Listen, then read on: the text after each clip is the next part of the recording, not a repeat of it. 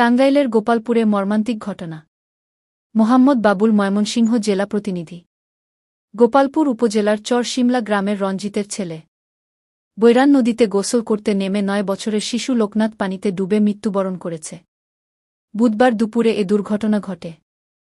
ঘটনার পর স্থানীয়দের চেষ্টায় করেও তাকে খুঁজে না দুপুর 1 দিকে পেয়ে ফায়ার সার্ভিসে খবর দেওয়া হয়।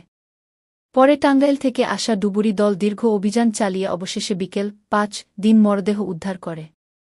শিশুর এই অকাল মৃত্যুতে এলাকায় নেমে এসেছে শোকের ছায়া।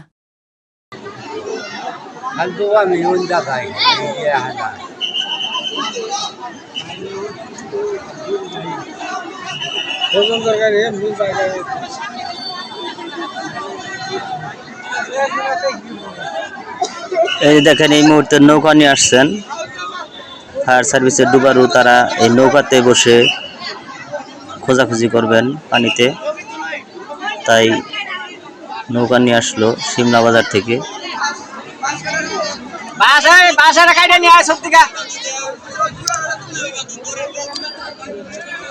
খোঁড়াটা তুলে দাও, তুলে দাও।